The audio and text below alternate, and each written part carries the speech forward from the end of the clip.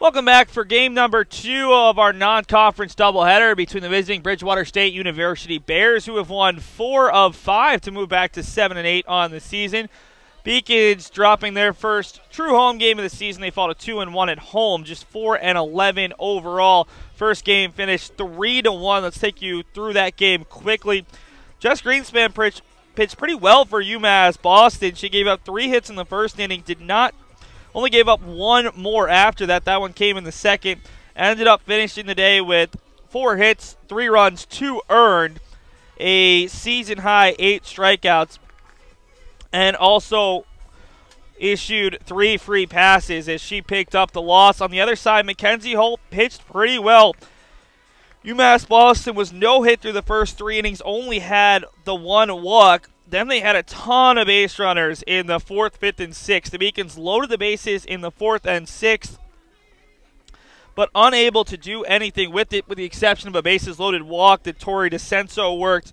UMass Boston ending the game with 5 hits, 7 left on base, and the Beacons also were able to work 4 walks against Mackenzie Holt, who will actually get the start again here in Game 2, because when something's working, why change it? The offensive hero for Bridgewater State, it was the cleanup hitter, Shannon Grindle. She hit a 3-run line drive homer, one of the fastest balls I've ever seen get out of the UMB softball field. In the first inning, finished 1 for 1 and added 2 walks. The Beacons did not give her anything to hit after that point. Our umpires will switch spots here for game number 2. Arnie Walkin will be behind the plate. Ray Serrano will be on the base pass, as the Beacons look for better success trying to split today's doubleheader. They had won 5 in a row against the Bears previously to today. So they now fall to 9-8 all-time against Bridgewater State. The alma mater of UMass Boston coach Natalia Ardagna. Beacons will go with a slightly different look, including their starting pitcher. Megan Hoben will come on to start game number 2. It's her first start of the season in New England. She did pick up a couple starts down in Florida. Hoben has thrown 2 innings of scoreless relief in each of her first 2 appearances back in New England on the season. She is making her 4th start, 7 total appearance, 2-2 with a 6.20 ERA, 14 2/3 innings pitched, 12 strikeouts, 5 walks, 19 hits, 13 runs, 13 earned. She's allowed 5 or more runs in 2 of her 3 starts. Did have a career-high 8 strikeouts and allowed just 2 hits and 2 earned runs in the other start, a win over Becker College down in Florida. In her 2 appearances here in New England, she's gone 4 innings in relief, allowing 4 hits, 3 strikeouts, and has not allowed a run. For the Beacons, a different-looking defensive lineup overall. Roxanne Vento moves from behind the plate over to third base. Ari Bellata shifts from third base to second base. Second baseman Kelly Danahy moves from second to right field. Right fielder Giovanna Bonilla moves from right to left. And Tori DiCenso moves from the DP spot to the first base spot. So the Beacons will go with Bonilla in left, Taylor Pawlina, the only outfielder in the same spot. She's in center. Kelly Danahy over in right. Roxanne Vento at third. Gigi Braga at short. She's the lone infielder who stays the same. Ari Bellata at second. At first is Tori DiCenso, Angelina Avitable, who typically warms Megan Hoben up. Those two have a very good chemistry. Will be behind the plate is Mulcahy, the leadoff hitter from game 1, puts down a bunt. Ari Bellata is there, and the Beacons retire Mulcahy, who took a tumble. I believe that one was a 5-4 sack bunt.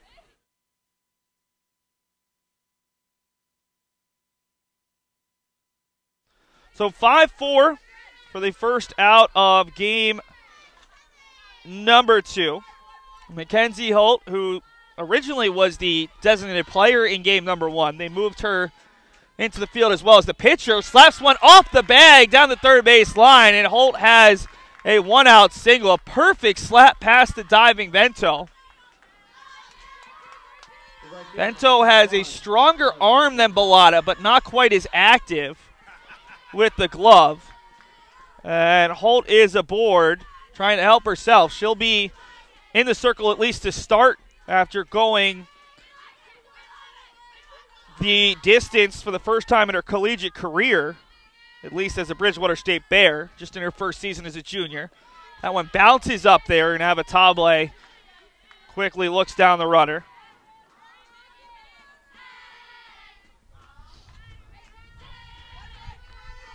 It's Alexander Ruprecht, who's hitting third for a second consecutive game and out in right field. She went 0 for 4 in game one, did reach on an error. As Kenny King, the Beacons facilities guy, shows that he has absolutely no hands. Tried to make the catch out there. I kind of kid, but Kenny King, a big-time Yankees fan in enemy territory up here, so he deserves all the flack that he'll probably get. 1-1 with one out. Runner on first, swung on and missed. Big spot right now for Hoben as the big-time bopper, Shannon Grindle, awaits on deck. She was the one who had the big hit in game number one, the only RBI hit for either team, a 3-run homer. Grindle will be followed by Rebecca Ushman, who did not play in game one. She'll be in the DP spot hitting fifth. Swung on and missed again. Hoben gets Ruprecht swinging. She's 0 for 5 on the day, and Megan Hoben picks up the strikeout. See how the Beacons attack Grindle with the runner on here and nowhere to put her. I mean, you could put runners on first and second and just take Ushman. But after the 3-run homer from Grindle in game one, the Beacons threw her only one more strike the rest of the day, issuing 2 intentional walks. Grindle has 4 home runs on the season, a team high 16 RBI. Also plays a pretty good first base for the Bears. 0-1 to her, low and outside, 1-1. Grindle last season finished second in the MASCAC with 34 RBI. She's up to 16 this season in 13-plus games. Her slugging percentage going into that last game was .756. Figure a home run, 4 bases, and 1 at-bat might be closer to 800. 1-2 as Hoben has dropped a couple of breaking balls low and outside. Not a spot where Grindle can probably put the ball over the wall as easily. Runner at first is Holt, who reached on a slap that hit the third base back. 1-2, flared foul. Kenny King's got another chance, and this time he'll wait for it to bounce. Wise play from the guy who does the Zamboni for the UMass Boston men's and women's hockey teams.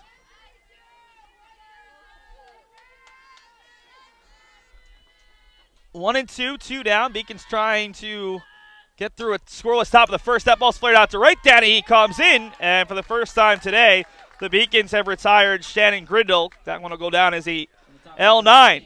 See UMass Boston's new look lineup coming up as they will face a familiar face in the lefty, Mackenzie Holt.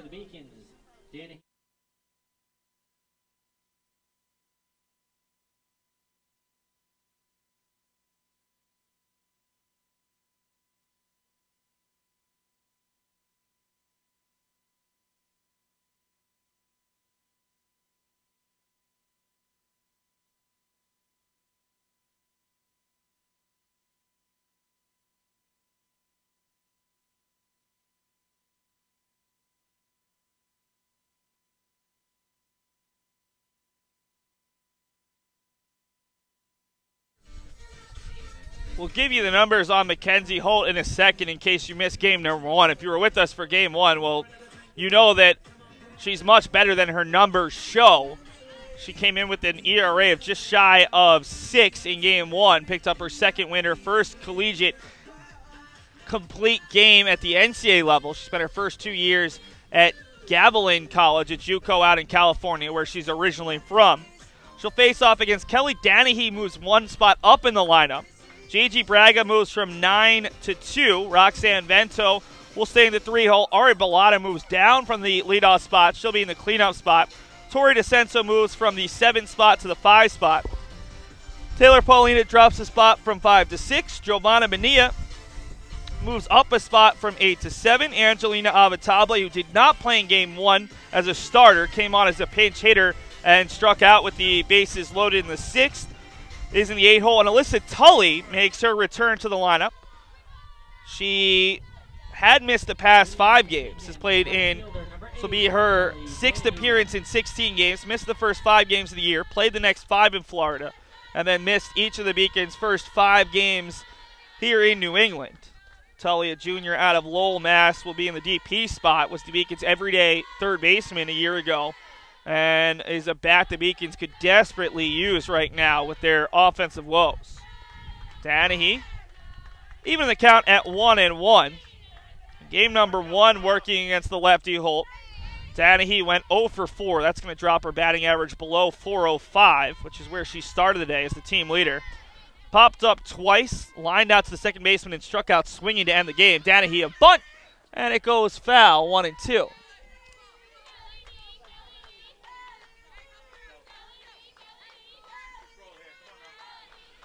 Danahy's high school teammate, Alexander Ruprecht, is out in right field.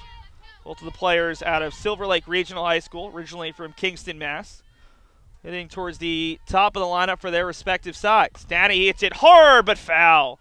Nearly put that ball inside the first base bag. Could have had a chance for extra bases, but instead she'll step back into the batter's box.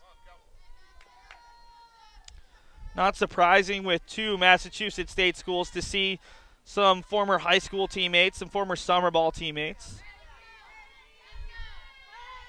I know that Cassidy Gata, one of the Beacons, was coming over and chatting with one of the Bridgewater players.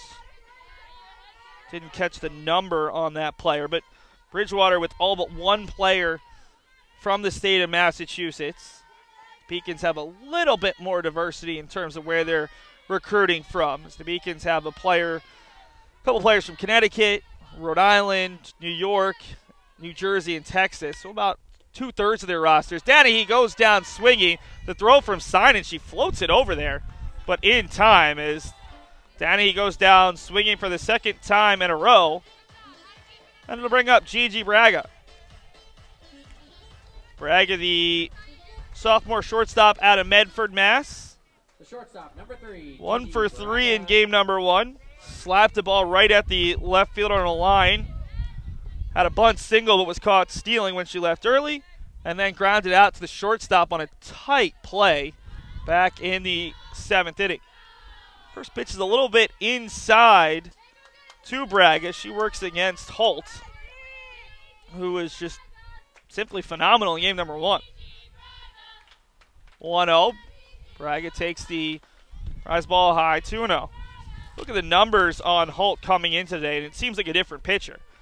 In 9 appearances, 6 starts, she was 1-5 with a 5.97 ERA. She did have 2 complete games, so I got that wrong. That was her 3rd complete game. It's probably her best. Bunt put down, third baseman Gavea is there, and a great throw, an absolute cannon of an arm from Gavea to get Braga. It's a good bunt, but not good enough. And there's 2 down here in the bottom of the 1st. Holt had allowed 58 hits, 37 runs, 31 earned in 36 1/3 innings. She allowed just 1 earned run and 5 hits in 7 innings against the Beacons. Roxanne Vento steps up, and she'll take a pitch off the front hip. So Vento is hit by a pitch for the 3rd time this season. And Vento, despite not doing a ton offensively today, doesn't have a big extra base hit or RBIs like we typically see from her. She's 2 for 3 on the day, a pair of singles, and has reached 3 out of 4 times. So that on-base percentage that started the day at .500 continues to tick upwards. Ari Bellata, the Beacons' cleanup hitter here in Game 2, steps up. Tied for the team high with 5 doubles. Hits one through the left side, and the Beacons have more success. It's over the glove of the left fielder, Banzi, and Vento's only going to make it as far as 3rd. She had stopped at second base, and then it just hopped over the glove of Banzi as the Beacons will both advance 1 run on the air on the Bears. 2 runners in scoring position for Tori DiCenso, who, for one reason or another, Mackenzie Holt has not been able to figure out. Holt has walked DiCenso 3 times today, including walking DiCenso with the bases loaded in Game 1 to score the only Beacons run. Big spot here for DiCenso, who's hitting the 5-hole. 1-0. Hit hard, but this one should be playable. Coming in, the center fielder is really deep. It's going to fall. 2 runs will score, and Tori DiCenso gives the Beacons a 1-0 lead. It was a pop-up, but it was hit into the Bermuda Triangle in right center, and the center fielder Carvalho was playing so deep, she wasn't able to get there. So the Beacons, with 3 straight base runners with 2 outs, and the Beacons have more runs here in the bottom of the first inning than they scored all of Game 1 against Mackenzie Holt. Brings up Taylor Pawlina with a runner on first and 2 down. Takes a breaking ball on the outside corner for strike 1. Pawlina snapped an 0 for 16 streak in Game 1. She should have been 2 for 3, but close call at second base ended up being a fielder's choice instead of an outfield single. Pops this one up foul, and she's behind the count 0-2. Pawlina officially in that first game went 1 for 3, reached base twice, and was stranded at third base twice. Not something the Beacons will be happy with, but that wasn't her fault. Already leading 2-0. Swings at a pitch that was out of the zone, but gets a piece of it. Stays at 0-2. Pawlina to be followed by Bonilla, and if it gets there, Angelina Avatable. The Beacons have their first lead of the day. In fact, this is the Beacons' first lead at home this season when the game's still going on. Hits it hard out to right, but this is going to be playable for Ruprecht going back, and she can't make the play. DiCenso stopped at second when there was 2 outs, and that might cost the Beacons, but the relay throw gets over the head of the second baseman, and the Beacons catch a pair of breaks on that play. An RBI double from Pawlina, and the base running, which was not good in Game 1. Beacons are not shot in the foot by that, as UMass Boston had a couple of bad base running plays in game number 1, and they lead 3-0 here, matching the Bears' output from that first inning in Game 1. Pawlina picks up another double.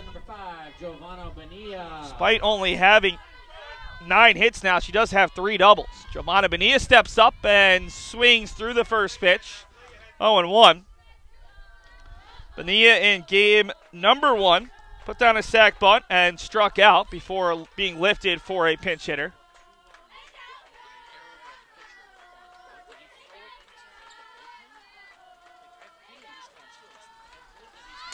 Bonilla puts down a good bunt. Simon picks it up. The throw is not in time. It's an infield single for Giovanna Bonilla, and the Beacons have had 5 consecutive runners reach base with 2 down. Now, the good news for Bridgewater State is they have 2 other pitchers, and I think that sooner rather than later we'll probably see the team's ace in terms of numbers, Caitlin Shaw, freshman out of Lakeville, who has been pitching a lot this year. In fact, she's appeared in each of the team's past 4 games, had a 2.75 ERA in 23rd innings in those 4 games, but we've yet to see the freshman Shaw today, as Holt pitched so well. But all of a sudden, with 2 downs, the Beacons have got hit by pitch, single, an error to move both runners up, a bloop 2-run single, an RBI double over the head of the right fielder who awkwardly tried to make the play, and then a bunt single. Avatable, who struck out as a pinch runner, and now Bonilla is going to take second, and she's in a rundown. Now the runner takes off for second. The throw to the catcher is going to be bobbled, and the Beacons will end up with runners at second and third. A nice job by Bonilla extending that pickle for long enough. And UMass Boston has 2 runners in scoring position on the stolen base. So they're going to give Bonilla credit for the stolen base. Paulina's over at third, Bonilla at second. If Avatable can get a hit here, the Beacons could make this a 5-0 lead. 1-1 on the outside corner, 1-2. Beacons baseball team just blew it open down in Mansfield. After going up 5-1, Eastern Connecticut State came back to make it a 5-4 game, but UMass Boston's responded with 4 runs in the top of the 7th. 9-4 lead in their Little East Conference opener down at Eastern Connecticut State. That's game 1 of 2. We'll bring you updates from all of the Beacons' other contests, as the lacrosse team's in action right now, as is the men's tennis team, all in their LEC openers. 1-2, just off the corner. Avatable has a little bit of an edge as the Beacons catcher. She's already sort of recognized where Arnie Walken's strike zone probably is. And it's 2-2 here with 2 runners on and 3 runs already in.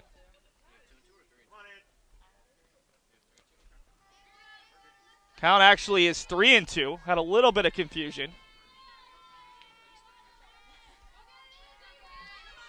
If Avatable able to reach, Alyssa Tully, the Beacons 9-0 hitter, awaits.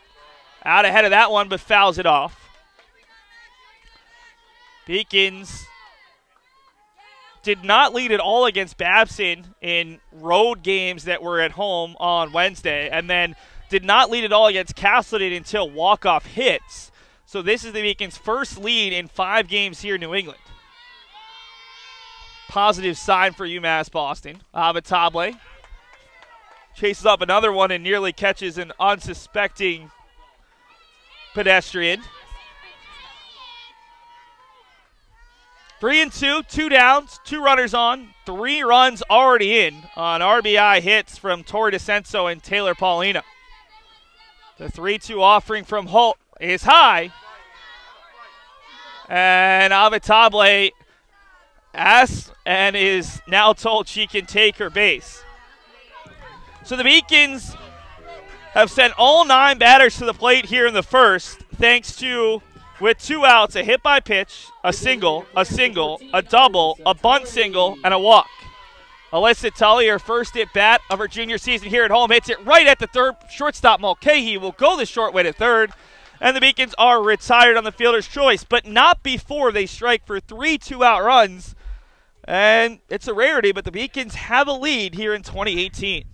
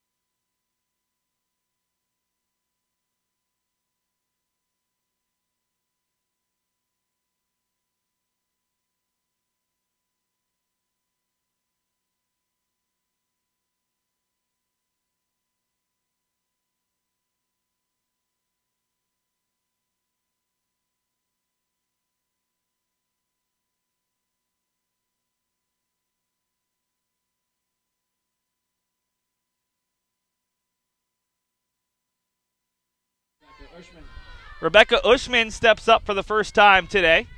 Designated player did not play in game number 1. She's in the 5-hole here in game number 2. And takes a breaking ball low and inside for ball 1.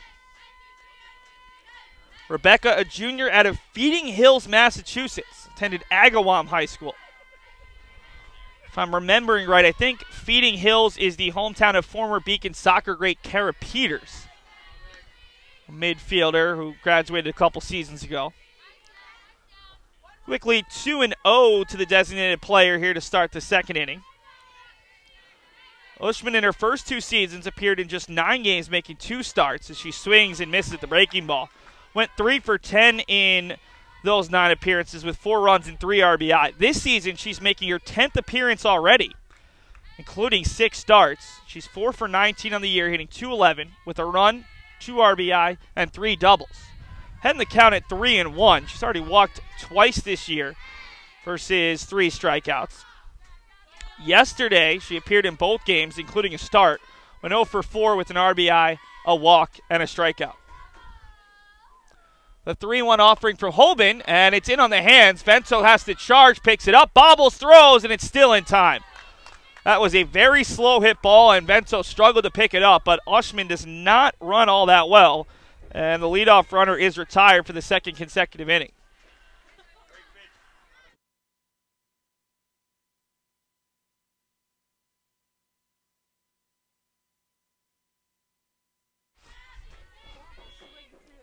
Brings up Madison Synan, who was the 5-0 hitter in Game 1, moves down to the 6th spot here in Game 2.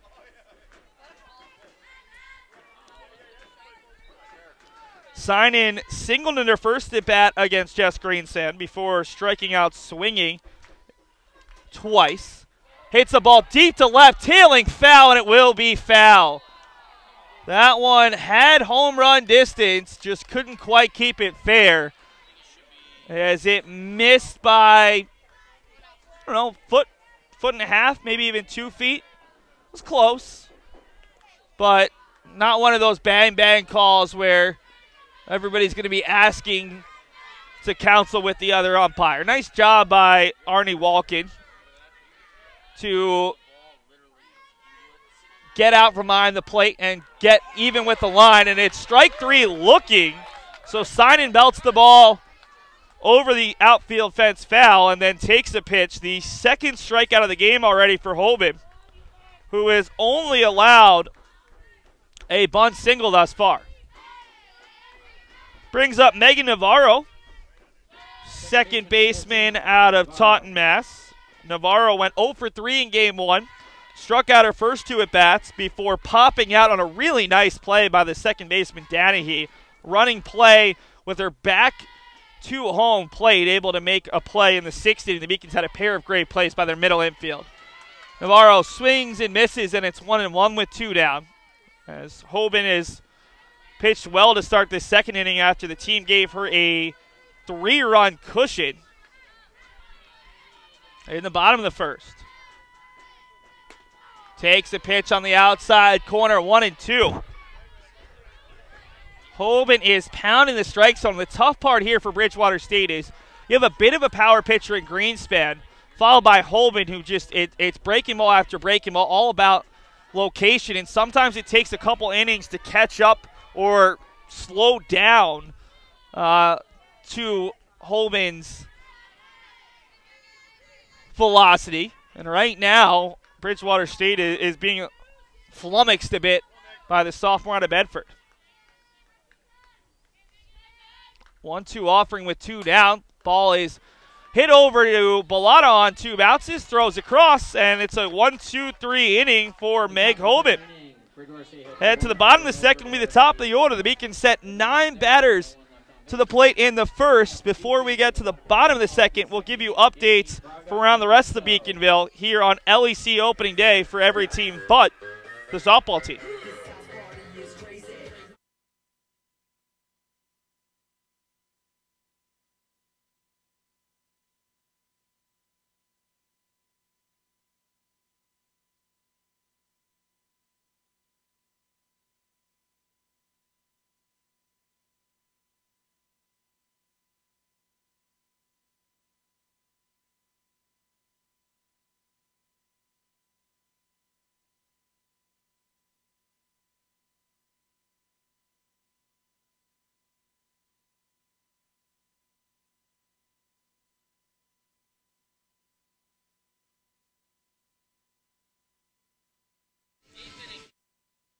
Before we take a look at the Beacons order, let's look at the rest of the Beacons team. The baseball team exploded for 7 runs in the top of the 7th, which just ended as they lead 12-4 over the team picked 3rd in the LEC preseason poll. That's the first of 2 games. Fernando Burgos will go in Game 2 for the Beacons.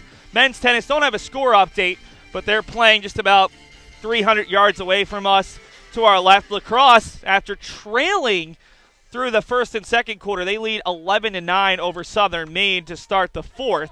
And the outdoor track and field team is competing their New England opener over at Tufts University just outside Boston in Medford.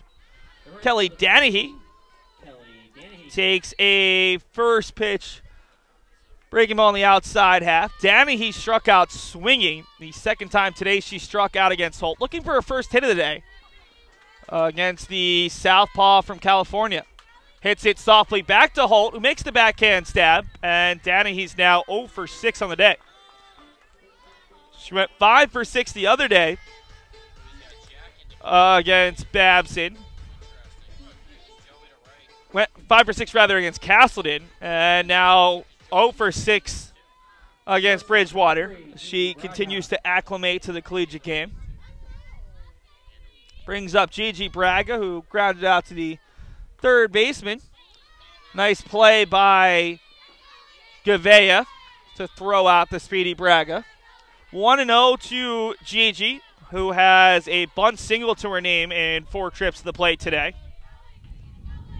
She'll be followed by Roxanne Mento, who started that 3-run rally in the first by being hit by a pitch. She came in to score on Tori DiCenso's 2-out RBI bloop single into the Bermuda Triangle in right, and then Taylor Pawlina added an RBI double over the head of Ruprecht out there in right field as well. Second baseman way in. That's Navarro here against the slapper. Braga puts it down. Gavea is going to field again. The throw is going to be in time again, and Braga is out. And honestly, these have been 2 pretty good bunts from Braga, but even better plays by Gavea. She is attacking the ball, and she's got a really strong arm. And I think the umpire both times has made the right call. I mean, Braga's been close, but it's been half a step or more as Roxanne Vento steps up. Vento has not been retired in a while.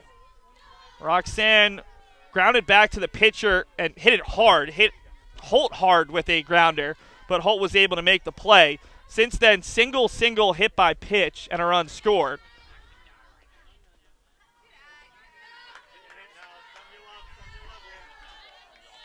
Count is 2-0. See what Vento can do. Came as the Beacons' second leading hitter, might be the Beacons' leading hitter with Danahy at 0 for 6. Hits it very softly, but fortunately for her, it catches her. Otherwise, that would have been an easy play for the Bears infield. 2-1 now to the reigning Little East Conference Player of the Year and a second-team All-Region player in New England. 2-1 offering, hit hard up the middle. Vento's got 3 hits. Has reached twice here in game number 2, and see if the Beacons can find some more 2-out magic. It'll be Bellata to follow. She had a single through the left side and came in to score back in the first. So Vento has reached 4 consecutive times. Not too bad against Holt, who has not allowed that many base runners today before that first inning in which she allowed 6 consecutive runners to reach. Ball hit through the glove of Grindle and into the right field, and then it's kicked away by the right fielder, but no advancement from Vento.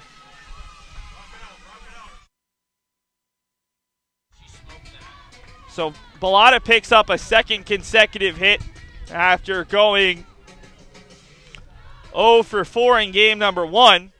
And UMass Boston has 2 on with 2 outs for Tori DiCenso for a second consecutive inning. The last time she blooped a single out into right to plate a pair. DiCenso had the game-winning RBI hit in game number 1 against Castleton on Thursday.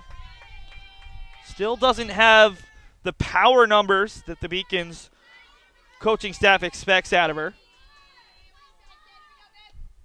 Takes that one outside, 2-0. This ball nearly gets away from Holt on the throwback from Sinan. DiCenso with those 3 RBI now has 5 on the season. She has not been retired today. Walked 3 times in game 1, 1 for 1 with a 2-run single here in game 2. And she's 1 pitch away from keeping that perfect on-base streak going. It's funny, she came in hitting .206, but her on-base percentage is going to see a serious boost today. She had walked just once. She's 1 ball away from walking for the 4th time today. Takes that pitch, and it's strike 1. Delayed call there from Marnie Walken on a breaking ball in the outside half. See if the Beacons give DiCenso a green light with 2 runners on and a 3-1 count. Beacons already lead 3-0. Holt winds her 3-1 low, and the Beacons have the bases loaded as Tori DiCenso has now walked 4 times today. Sure, she'd love to see a pitch to hit, but right now the Beacons are just happy to have the bases loaded. The second consecutive inning. So that's the second walk from Holt here in game number 2. She had 4 in game 1. Came in with 33 walks in 36 innings. She's now had 6 walks on the day in 8 2/3, a much better ratio. Taylor Pawlina, who doubled over the right fielder Ruprecht's head back in the first inning to score DiCenso, will step up. 0-1 with 2 outs. Flares it out, fouled on the right field line. It'll get out of play, 0-2. Pawlina with the single and double on the day. She is 2 for 4. Should have had a third hit as she's found the outfield grass on 3 occasions. 3 ducks on the pond with 2 outs. The Beacons looking to really break this game open here in the second. 0-2 pitch, rise ball high. Ventos at third, Pawlina at second. DiCenso at first. Not tremendous speed on the base pass.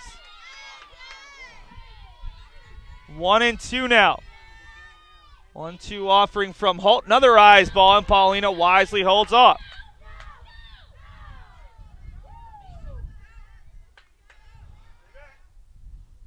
Pawlina hit 3-run homer and 3 doubles a year ago against Bridgewater State. A 6 RBI day and a doubleheader sweep.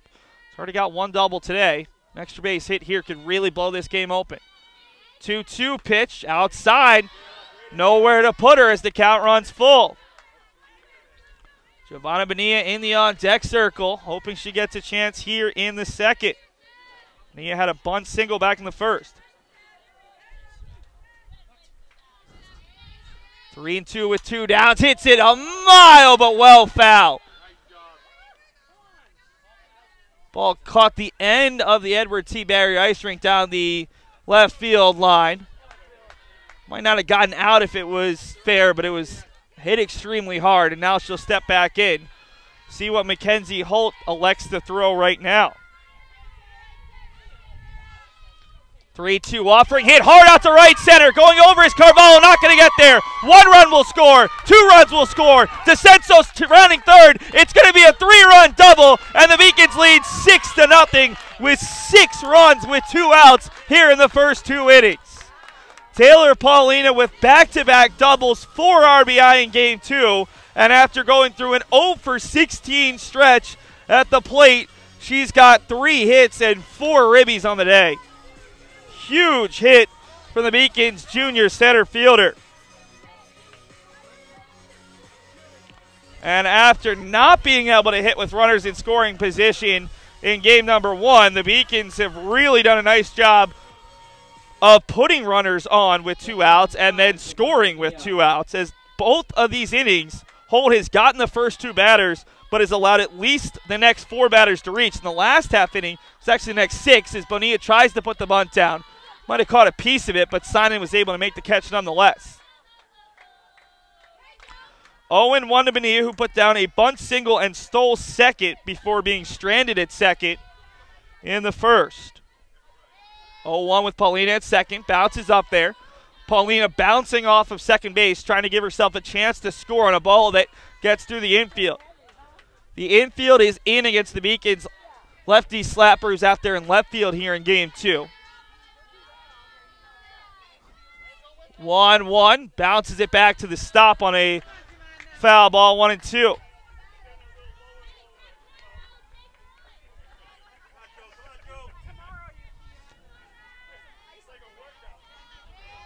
One and two, 3 runs already in. The Beacons with 6 runs here in the first 2 frames. That's an offensive explosion for this team that has really struggled to score runs this season. 1-2 low. UMass Boston 6 runs are tied for their 2nd most this season. Took them 7 innings to do that the other day against Castleton. They do have double-digit runs once this season. It came in their 2nd day of the season.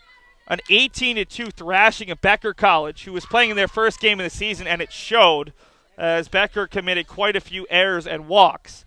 Bonilla thought she got caught by that pitch. Instead, they call it a strike. A little bit of a discussion, and that's going to end up being strike 3.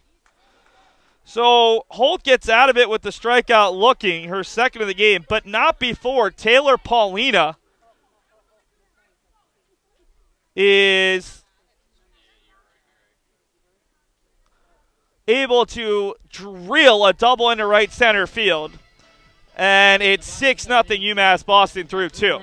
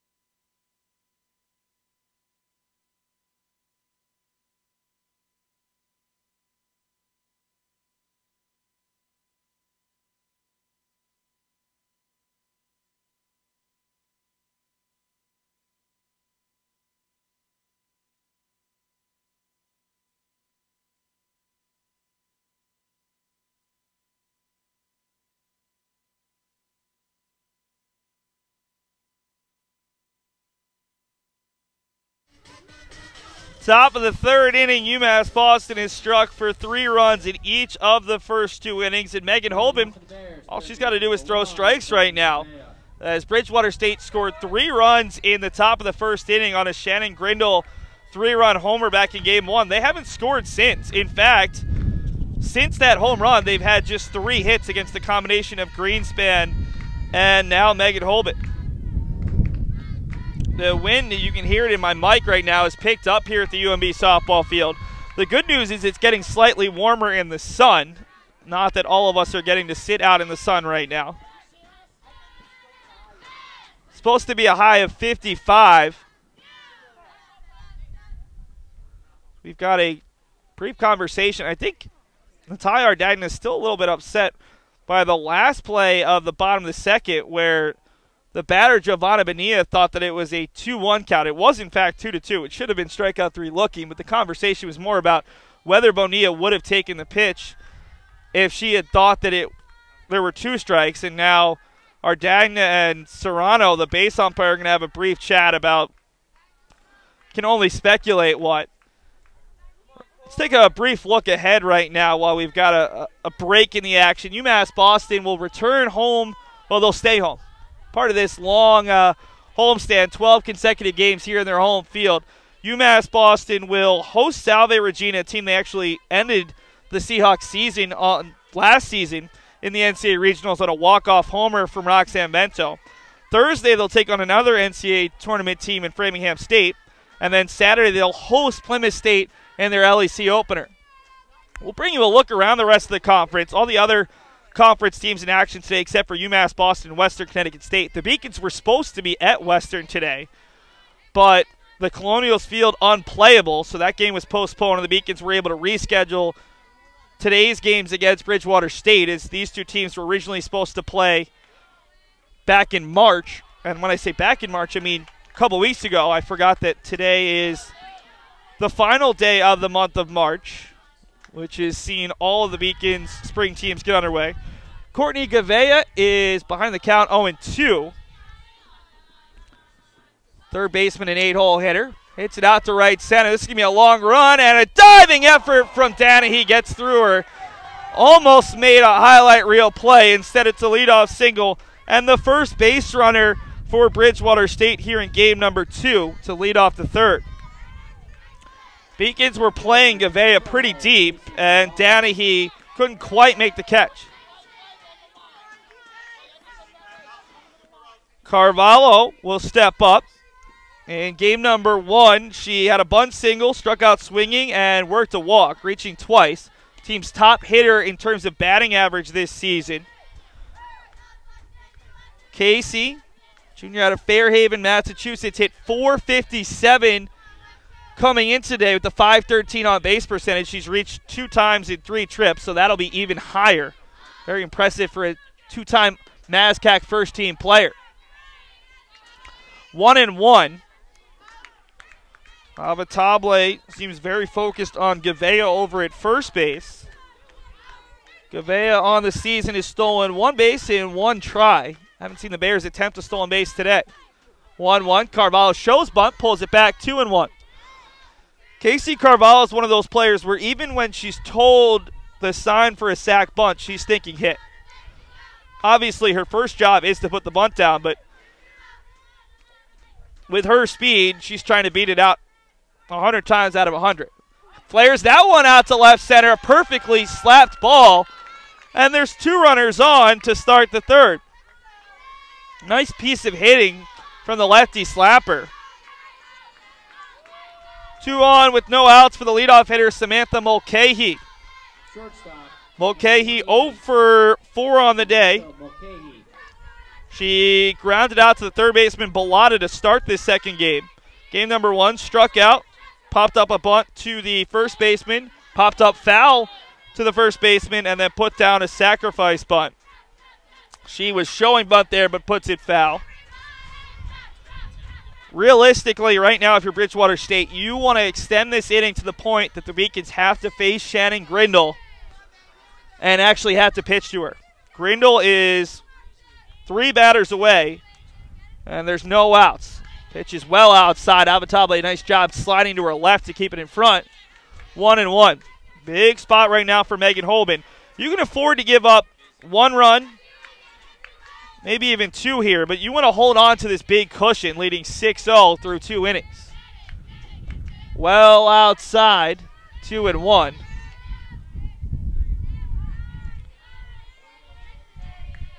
Beacons lacrosse team trails by a goal with 3.5 to go up in Southern Maine in their LAC opener.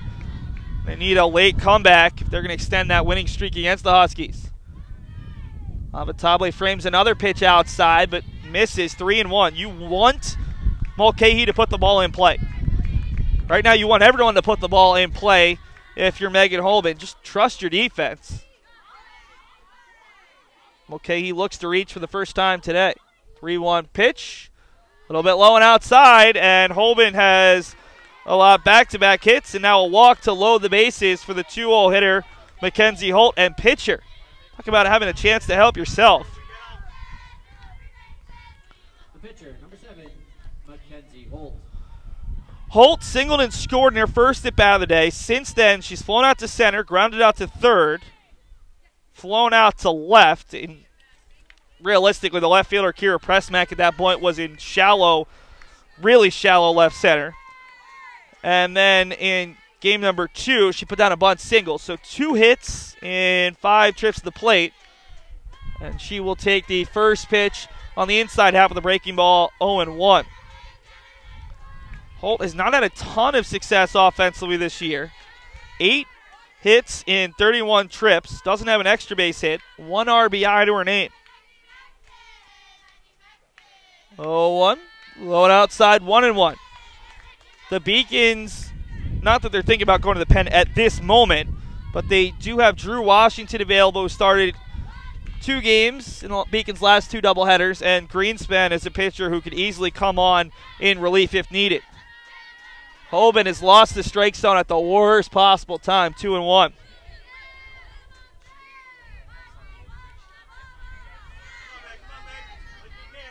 Big spot right now for the sophomore out of Bedford, Mass. The base is full of Bears with no outs, and the Beacons leading 6-0. Another ball that is well low, and it's 3-1. Got to find the strike zone right here if you're Hoben, and we'll see Avatable come out to chat with Megan. So the rest of the Beacons infield will huddle up just behind the circle. Holtz will be followed by Ruprecht. And then if it gets there, Grindle, that's the player who hit the 3-run homer.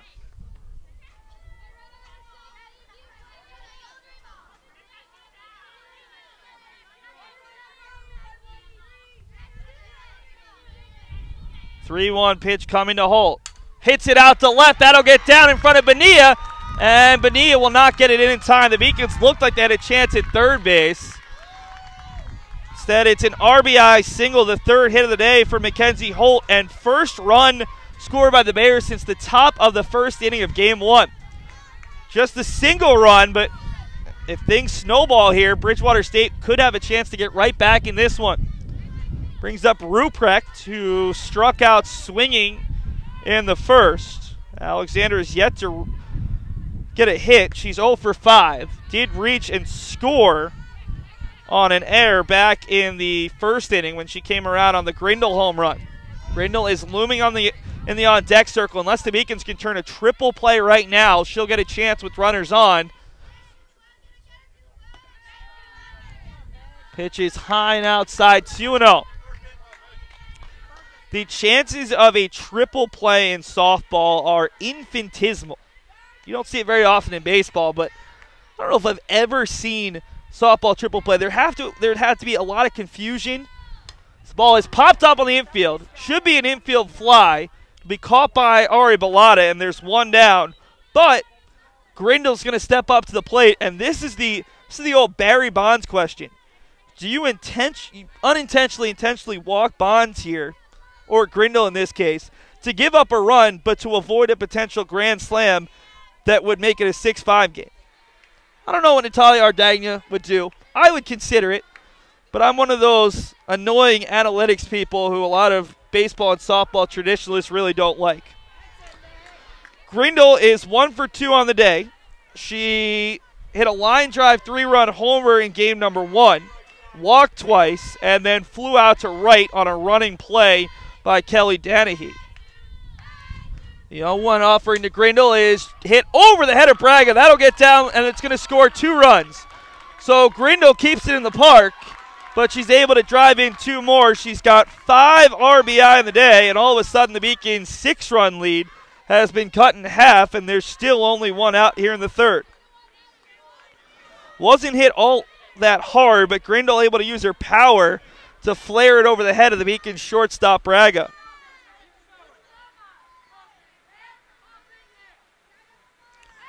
Holt moves up to second base. She had an RBI single. Grindle's at first. She had a 2-run RBI single. And it brings up Rebecca Ushman. Ushman grounded out on a softly hit ball down the third base line. Hoben trying to keep the lead at 3 as the Beacons have scored 3 runs in each of the first 2 innings. 0-1 to Ushman. Takes a low fastball that I don't blame Ushman for not being happy with. That one looked like it was at or below the ankles.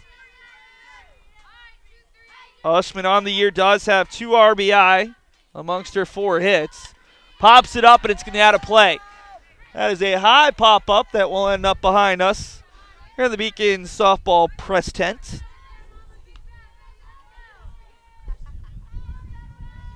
Two on, 1 out, 3 runs already in. We have seen more runs in the first 3 innings here than we saw in game number 1. 9 compared to just 4. Ushman hits it through the left side. Diving effort from Braga, but there's no one there. The long throw to first.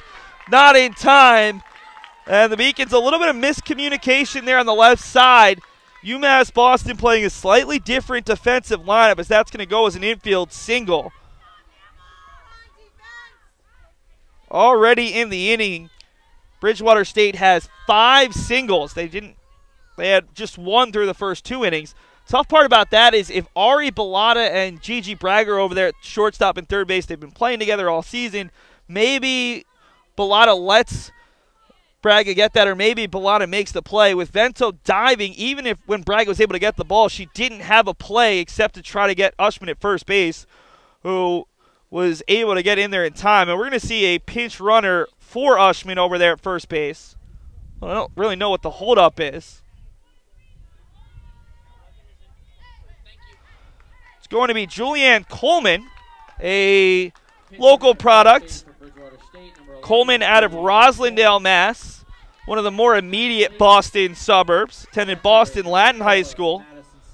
As a junior, she's appeared in 10 games, making just 1 start.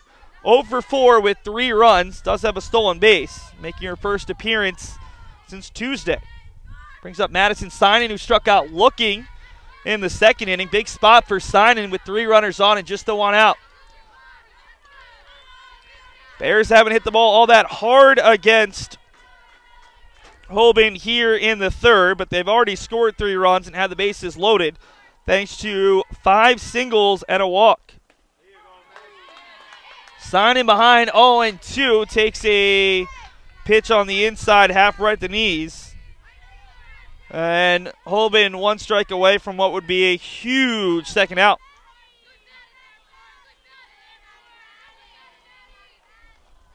0-2 pitch, flared over to the third baseman. Vento bobbles it, will go home, and the Beacons get the lead runner.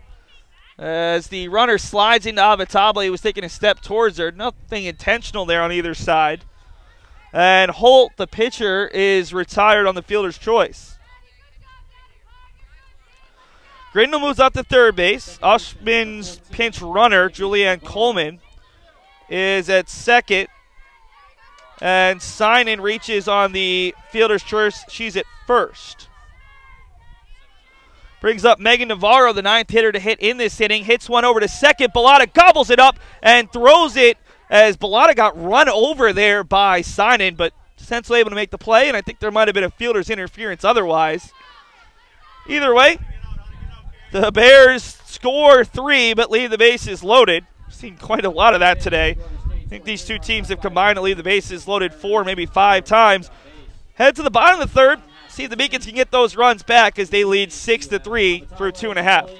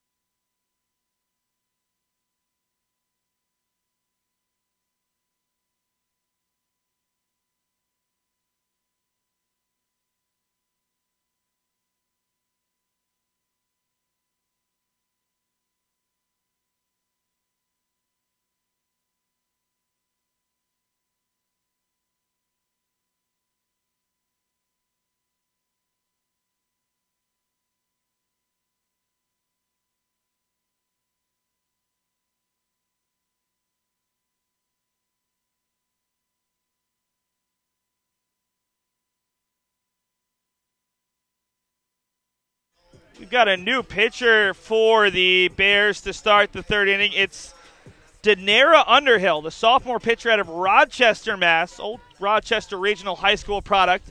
Stands at 5'3".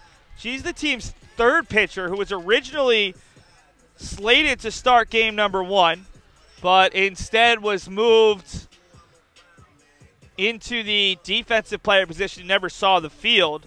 Underhill on the year, not great numbers. 0-2 in 7 appearances, including 2 starts. An 8.17 ERA. Does have the team's lone save. 12 innings pitched, 28 hits, 16 runs, 14 earned. 5 strikeouts versus 2 walks. Allowed 4 doubles. Opponents hitting .475 against her. She also issued 6 wild pitches, so maybe a little bit wild in her pitching.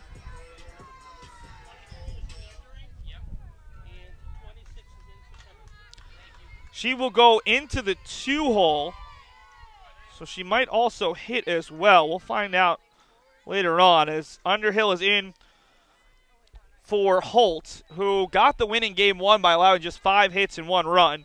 Not nearly as successful here in Game 2, allowing 7 hits, 6 runs, 6 earned, 2 strikeouts, and 2 walks.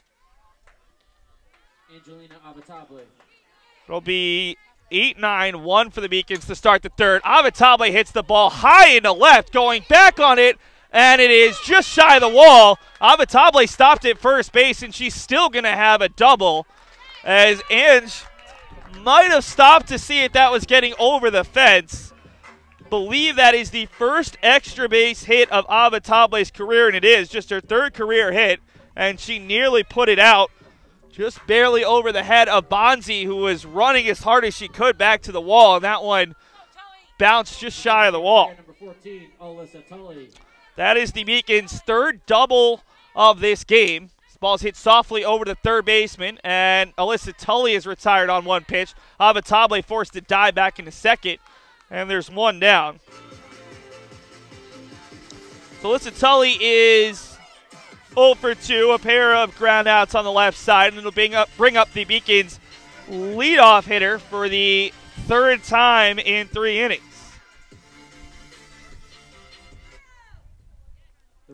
Kelly Danahy is 0 for 2, still looking for that first hit of the day. She's only faced lefties today, and she's still 0 for a hard line drive right at the shortstop. Danahy's hit at least 2 really hard line drives, but right at fielders. Easily could have a couple hits. Brings up Gigi Braga, who's also 0 for 2, a pair of bunt groundouts in which Courtney Govea has made great plays to field and throw out the lefty slapper. Underhill able to catch the inside corner 0-1. Problem is, at least for the Bears thus far, they've been able to retire the first 2 batters in the Beacons order and the 9-hole hitter. Everyone in between has been a huge issue.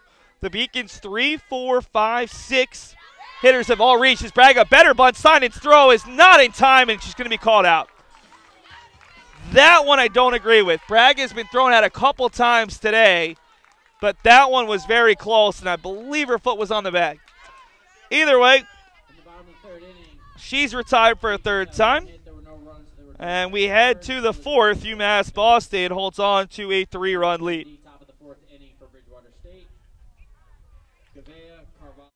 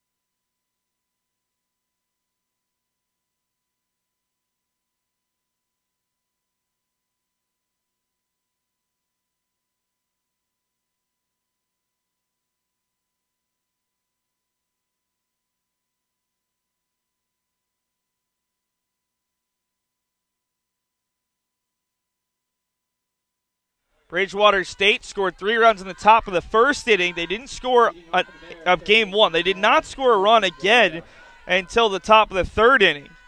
Able to bat around in that 3rd inning. And it'll be 8-9-1 for the 2nd consecutive inning. Courtney Govea singled out to right on a diving effort from Danahy where she just couldn't hold on to the ball. Govea to be followed by Carvalho and then the top of the order. Both of these players singled and scored as part of a 3-run third.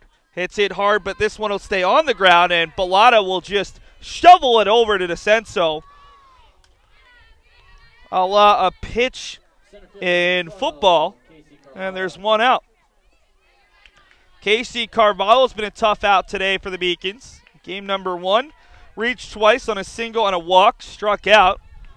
She is reached in her only at bat of game 2, a single on a slap to left center. First pitch to her, taken all the way, and it's a low breaking ball on the outside half. Hoben has been down in the zone throughout. That's been her saving grace. She's given up 6 hits, but none of them for extra bases. 0-1, chipped over the head of Braga, who made a great effort, but Gigi's a little bit shorter than some other players on the diamond and unable to get quite high enough. Shortstop, number 28. Carvalho, her 2nd consecutive slap hit to the outfield, and she's over there at first base with 1 out for Samantha Mulcahy. who reached for the first time today with a walk back in the third and came in to score. Game number 2, she grounded out to the third baseman and walked and scored. It's interesting. Carvalho's the team's top hitter, hitting over 400, but she hits out of the 9 hole. Mulcahy's one of the team's top hitters. Doesn't seem to be quite as speedy. Mulcahy hitting 380, almost 80 points below Carvalho, who hits 8 spots behind her in the lineup. Mulcahy showing butt, and we'll put it down foul. 0-2. Haven't seen a lot of small ball out of the Bears today.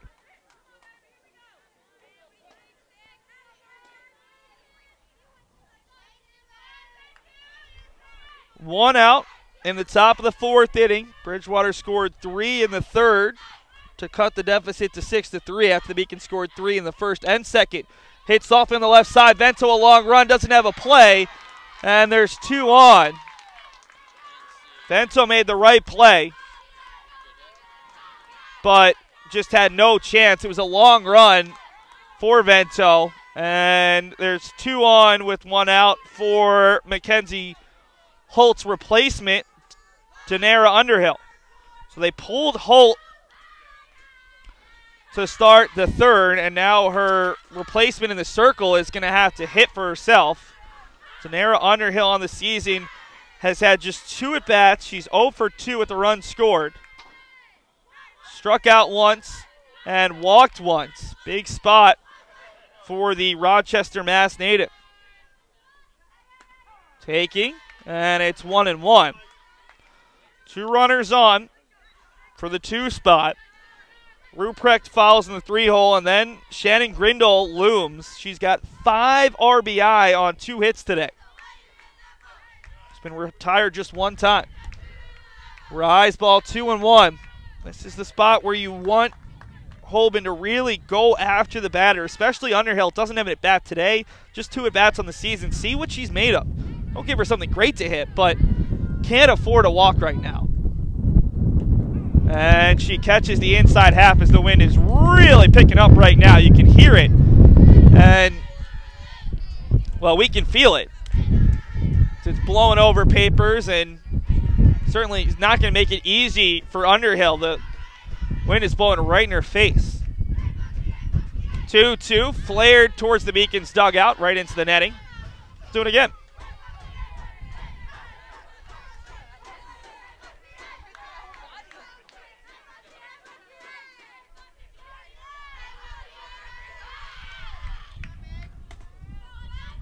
Two and 2, 1 out, 6-3 Beacons lead with 2 runners on. It's just a little bit low. Full count, and now the question is, do you send the base runners? Carvalho's got great speed at second base. Mulcahy, the leadoff hitter. This could be a situation where if you send the base runners, you could score both with a hit to the outfield. 3-2 pitch with 1 out. Flared over to the second baseman. Bellata's only play is to first. Almost went to second. Unfortunately, she didn't. She probably wouldn't have gotten the play. Makes the safe play. And there's now 2 runners in scoring position with 2 outs for Alexander Ruprecht. Huge spot for Ruprecht. Her job is to move the order around, get on any way she can here ahead of Grindle. She can reach. It'll either be a 6-3 game with the bases loaded or a potential 6-4, 6-5 game. First pitch to Ruprecht is low. Ruprecht has not had a hit today against Hoben. Struck out swinging in the 1st, popped up to 2nd in the 3rd. Ruprecht, yet to get a hit today, is 0 for 6 with the run scored. Big spot for the Kingston native, and it's now 2-0. In fact, we've mentioned a couple times, the 2 Silver Lake Regional High School products, between them, don't have a hit. Pretty ironic considering how strong both of these players have been. 2-0 pitch hit out to right. Is this going to stay fair? Ruprecht hitting it over to Danahy, who makes the play in foul territory. That's got to feel good for Danahy, who's been robbed a couple times herself. And a big 3rd out here in the 4th to strand a pair of base runners. 2 hits, no Beacons errors, and 2 runners left on base. Coming up for the Beacons.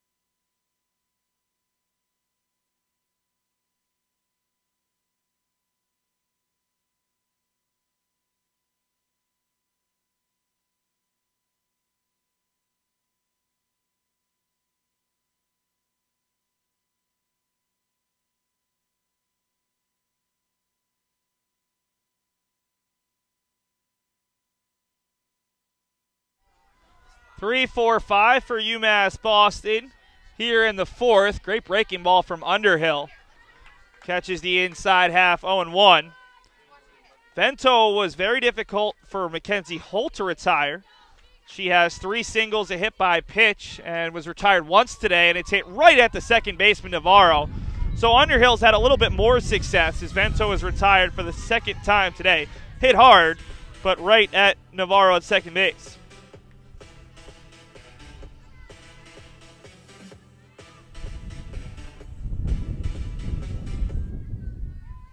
Second baseman number 13, Ari Bellata. Brings up Ari Bellata, the cleanup hitter, who flares one into shallow right center. Long run, and making the play is Ruprecht for a second consecutive out. Underhill has pitched well since coming on. She let up a leadoff double to Angelina Avatalbe that looked like it had a chance to go, but since then has retired 5 consecutive batters. First base number 21, Tori DiCenso.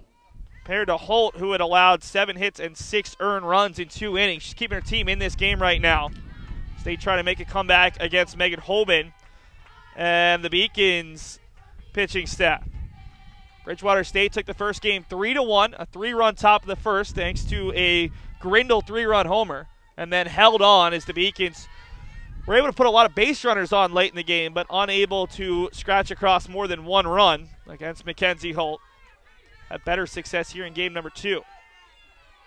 We'll have a look around the rest of the conference for you after this half inning as Tori DiCenso is way out in front there.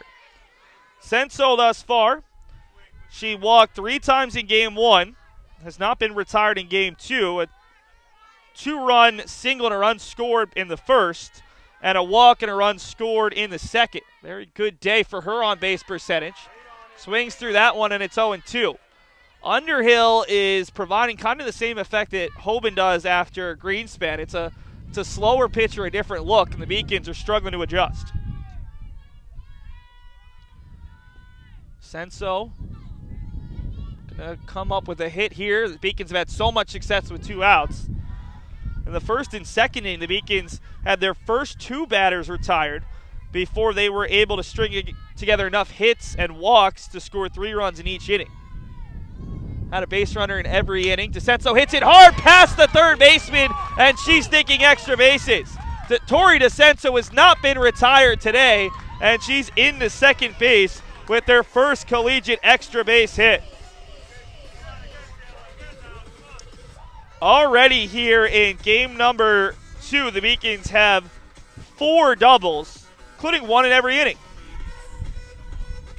See if the Beacons can continue their 2-out magic. This has been the player who's had the biggest effect in game 2. Center fielder number 15, Taylor Pawlina has 2 doubles and 4 RBI. She had a 3-run double in the second, an RBI double in the first. Remember, last year Pawlina went 4 for 8 against the Bears with 6 RBI, including 3 doubles and a homer. She's got a chance for a 5th RBI in 3 at-bats, so she flares that one up the middle, not hit very hard, and it's going to get by Navarro, and DiCenso's now going to take off, and there's going to be a play at the plate. She's safe. Pawlina takes off her second on the throw, and Taylor Pawlina now has 3 consecutive hits, 5 RBI on the day, and UMass Boston stretches their lead to 7-1. That one wasn't hit that hard, but because it got by the running Navarro, it ended up in shallow center, and despite the fact that DiCenso elected to pause at third base, she still had time to make it home. Brings up Giovanna Bonilla. left field number 5. Bonilla is 1 for 2 in game 2. Bunt single and a stolen base in the first. Struck out looking to end the second. 0-1 offering. Chops it back towards the pitcher. Underhill scoops, throws high, but Grindle is able to make the play. So the Beacons are able to tack on another run. The lead is 7-3 through 4. See if UMass Boston elects to stay with Hoben or if they're going to bring out Drew Washington or Jess Greenspan to start inning number 5. In the top of the 5th inning.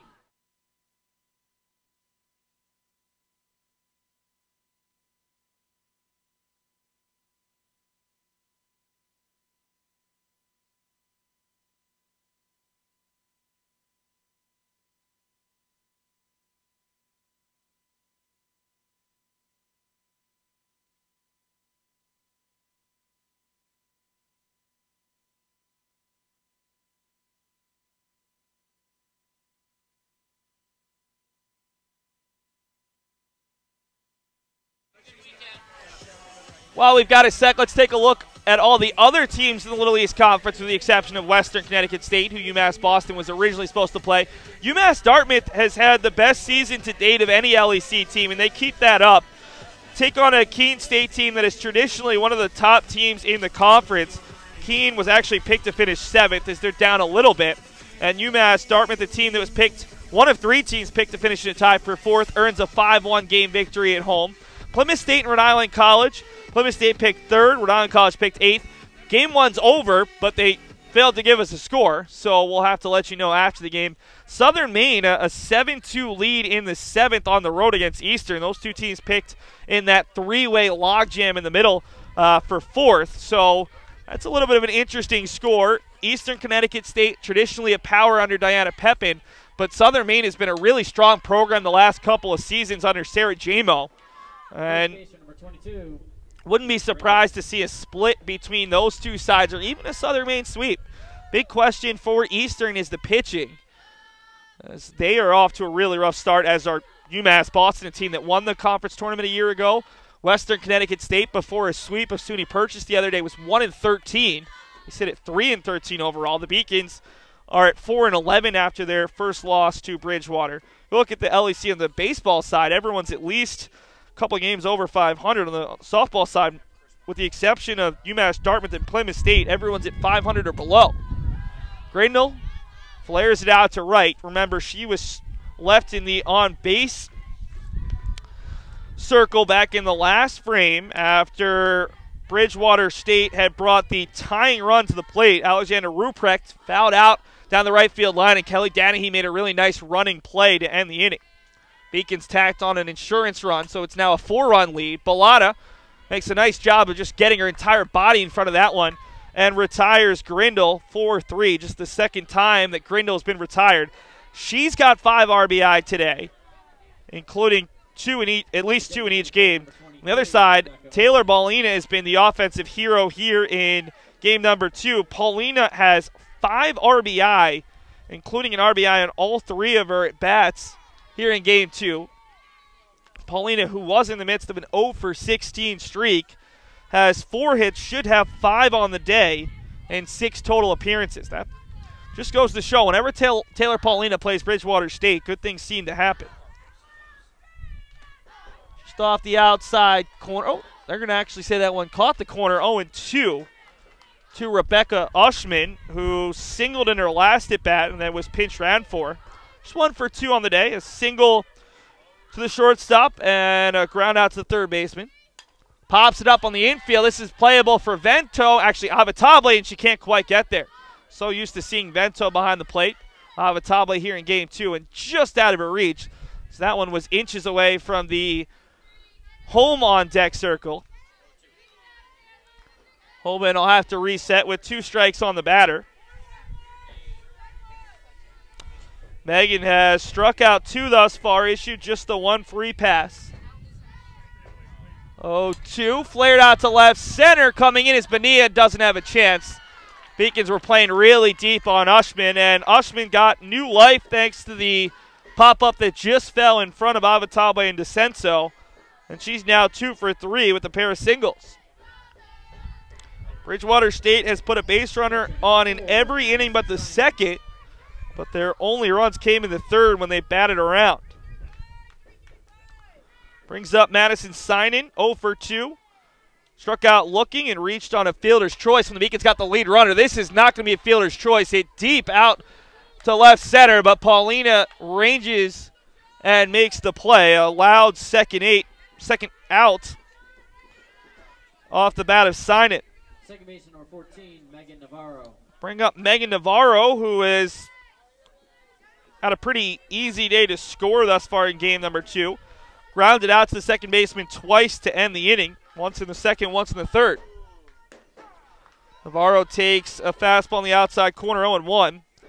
Megan is yet to reach today. Struck out twice and popped up to the second baseman in game 1. So she's had 5 at-bats, and it's either ended in the catcher's glove or the second baseman's glove every time. 0-1. That'll catch the top of the backstop on the foul, and it's 0-2. Remember, UMass Boston back at home on Tuesday for 2 against Salve Regina. On Thursday for 2 against Framingham State, and then they'll open conference play against Plymouth State. Still don't have a rescheduled date for the Beacons doubleheader against Western Connecticut State. Ball flared out to right. Danahy on the run, and she'll make the play in foul territory. So for the second consecutive inning, Kelly Danahy is forced to make a running play in foul territory. And that'll do it for the Bears in the 5th.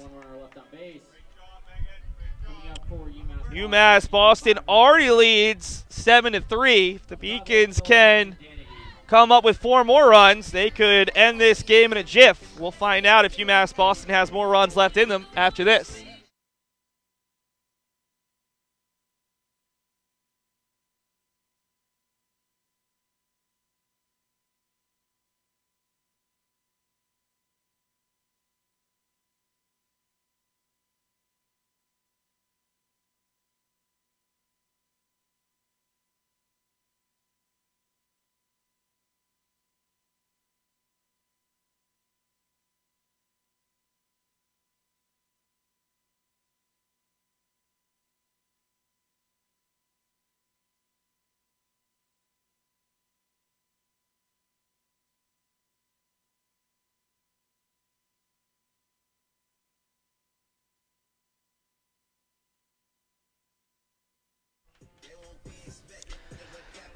(8-9-1) for UMass Boston in the 5th.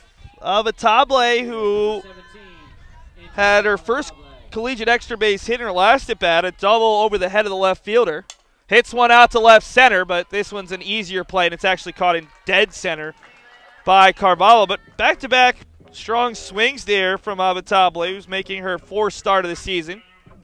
I'm going to bring up Alyssa Tully, looking for her first hit here in New England, making her first start and first appearance after missing the last 5. Tully in the DP spot. The designated player, number 14, Alyssa Tully. Tully has hit into a fielder's choice to the shortstop and grounded out to the third baseman. Hits it over to the shortstop again. Throw from Mulcahy in there in plenty of time. And Alyssa Tully, still shaking off a little bit of the rust, is 0 for 3.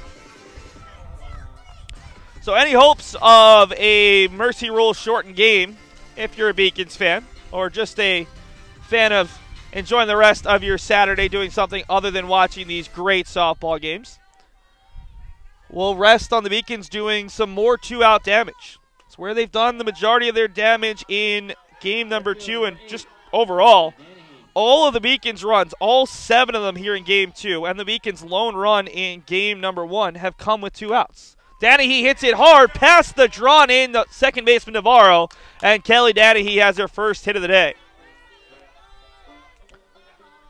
Good to see for the freshman second baseman / right fielder. And the Beacons continue to have great success with 2 outs. UMass Boston has 1 hit with no outs and no hits with 1 out, but the Beacons Shortstop, number 3, Gigi Braga. have 8 hits, now 9 hits with 2 outs. Don't know how that works. Danahy takes off the throw. It's a good one, and Danahy is caught stealing. Mulcahy comes across, Sinan throws her out, and the Beacons will have to wait to the 6th to see Gigi Braga step back up to the plate.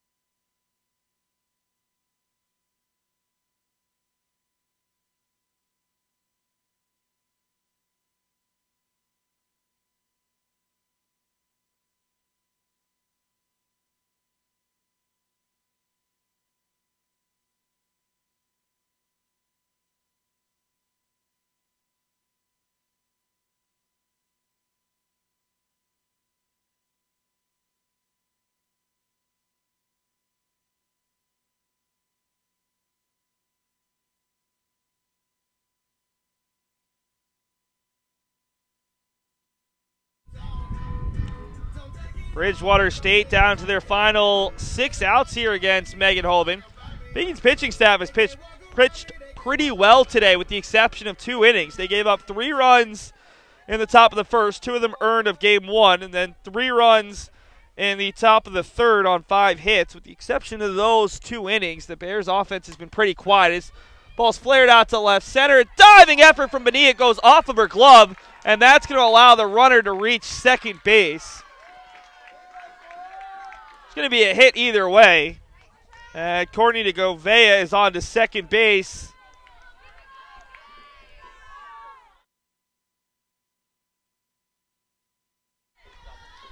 Going to be a straight double for Courtney DiCenso, who has 2 hits and 3 at-bats out of the 8-hole.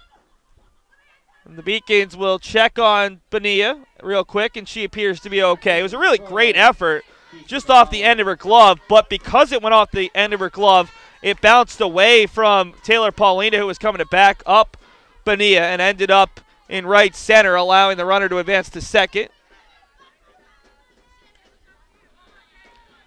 Casey Carvalho's been a tough out all day, but especially here in game 2. 2 for 2 with a pair of slap singles to the outfield. Slap single right here could score a run. Beacons lead by 4 in the 6th. Rise ball high. 2-0.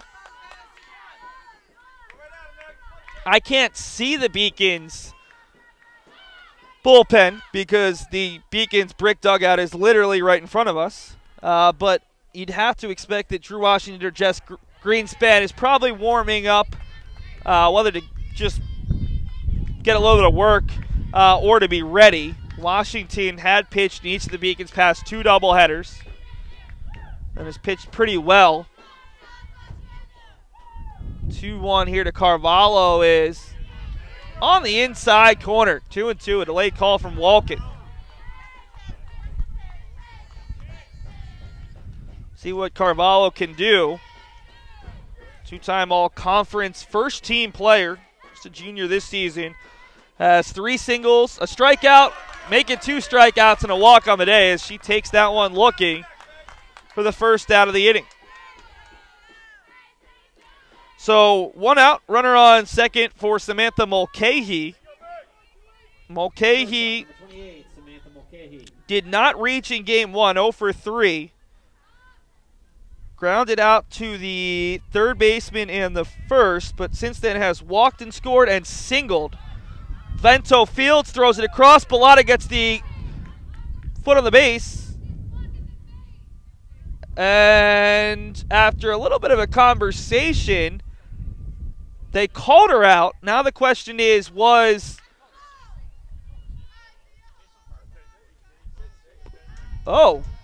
base umpire actually called her safe. It looked to be very close. Either way, it's going to be a bunt single. It's difficult to hear audible calls here in the broadcast booth because these headphones that are keeping my ears warm also make it really difficult to hear anything further than about 2 to 3 feet away. Runners at the corners after the hit. Gavea at third. Mulcahy at first for Underhill, the pitcher. Pawlina bobbles it as the runner went in front and takes off to first. That will drive in a run on the RBI ground out 4-3. Ari Pawlina has seen a ton of balls over at second base. Pawlina seems to be in a little bit of pain right now. Mulcahy ran right in front of her, and that's what caused her to bobble the ball a bit. And now with the Beacons leading 7-4, they'll try to get Ruprecht again to end the inning. Did that the last time she was up. Flies it out to right. This should be an easier play for Danahy. And again, UMass Boston's pitching doing a great job of ending innings or at least retiring the batters before Grindle as they give up just the 1 run, and it's a 3-run Beacons lead through 5.5. Coming up for the Beacons in the bottom.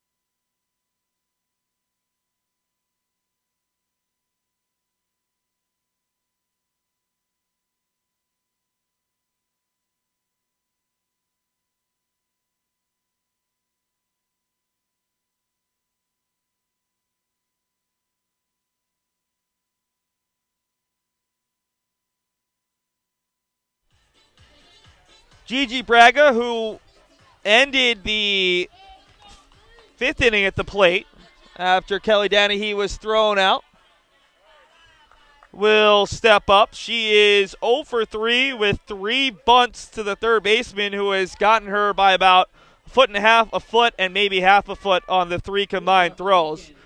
That third play, I think Braga was actually safe, but she was called out by Ray Serrano. Braga to be followed by Vento and Bellotta. 2, 3, 4 for the Beacons, and she's slapping, hit right at the shortstop. Mulcahy, who makes a nice play.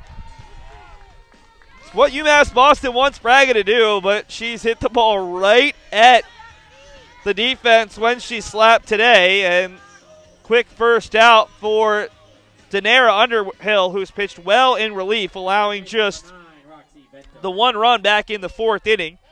This is her 4th inning of work as she'll face off against Roxanne Vento for a second time. Vento hits it right at the second baseman Navarro for a second consecutive at-bat. And it'll bring up Ari Bellotta. Beacons' first pitch swinging to little success. Ari Bellotta was 2 for 2 in her first 2 at-bats with a pair of runs scored, but flew out to right against Underhill back in the 4th. The reliever Underhill has had tremendous success, even has a little success offensively, drove in a run in the top of the 6th with the ground out to second. For the Bears in the 7th, trailing 7-4, they will start the inning with Grindle, Ushman, and Sinan, 4, 5, 6. Bellotta chops it off herself. That might lead to a bruise tomorrow. 1-1, UMass Boston looking to move to 3-1 on the season at home and 5-11 overall. The Bears looking for a comeback. They're within a game of 500, trying to get back to 500. Easy play for Mulcahy, throws, and the Beacons are retired on 3 straight groundouts. Head to the 7th, last chance for the Bears. They trail by 3 here at the UMB softball field.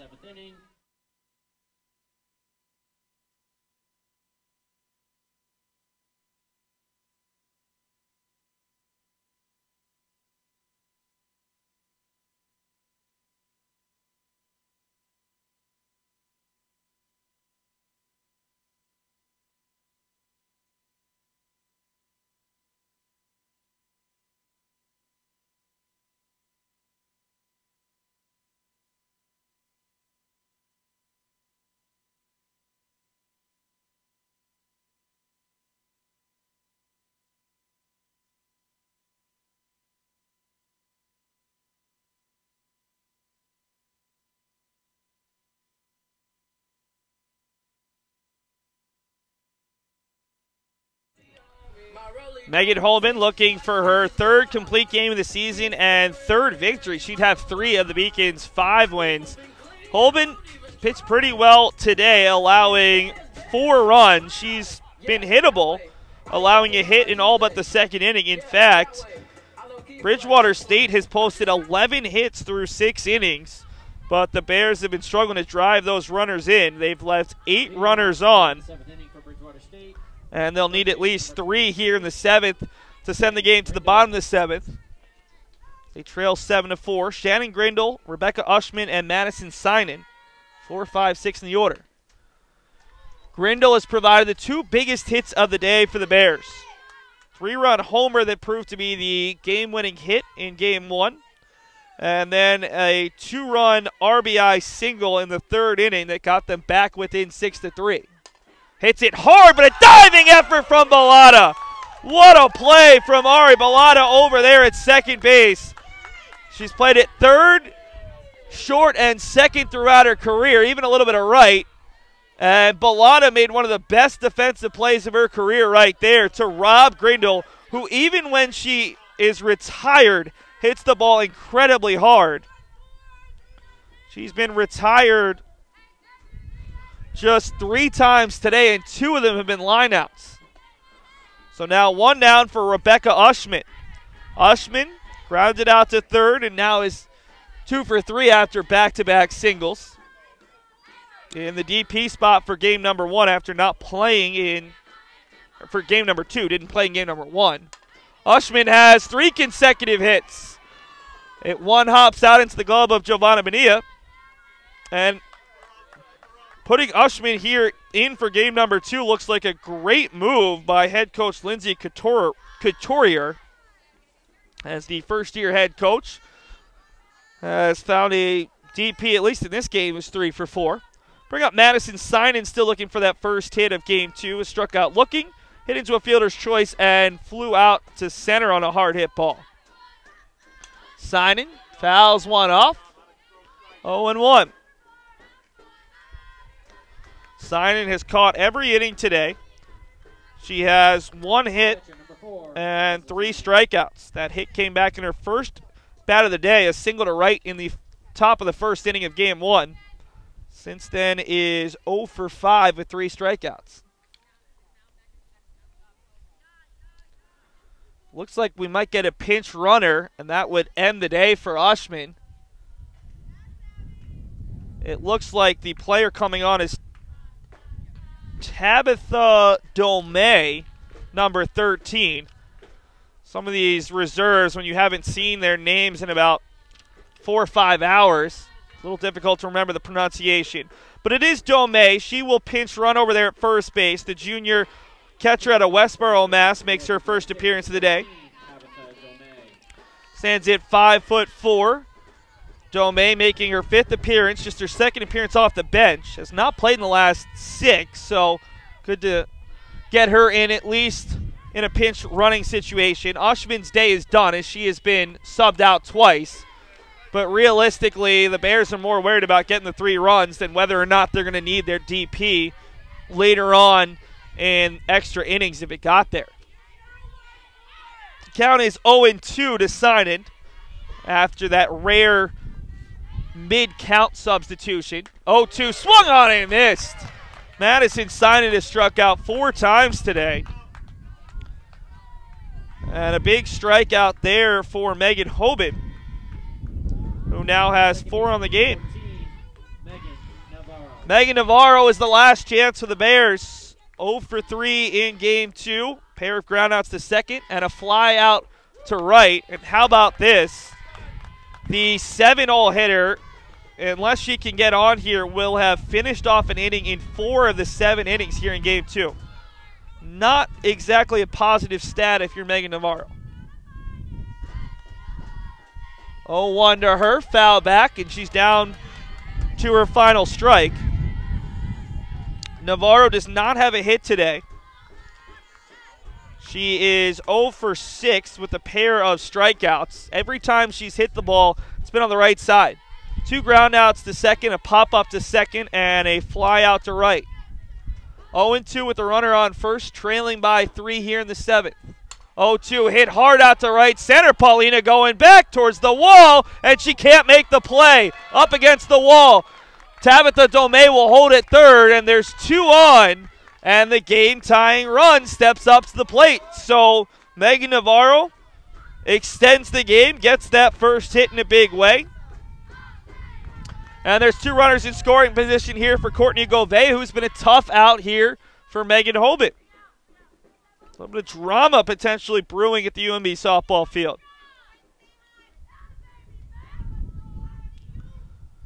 Domey had to, well, I don't know why she was holding up. She should have been able to score there with 2 outs, but held up nonetheless. And it'll bring up Govea, who has a single, a double, and a pair of runs scored. 2 for 3 in game 2 against Hoben. Had a really strong approach out of the 8-hole.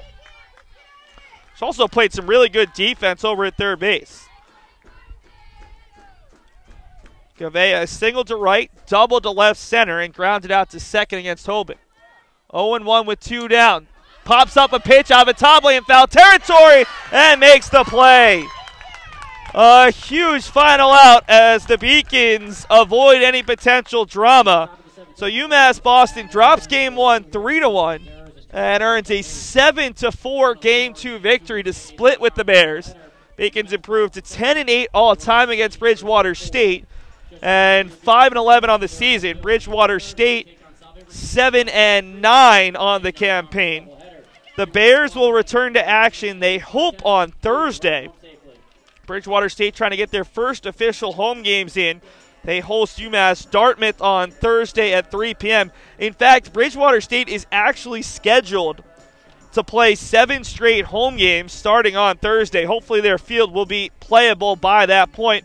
UMass Boston in the midst of a 12-game homestand, back in action this upcoming week, Tuesday, Thursday, Saturday. You can't make it out to the UMB softball field.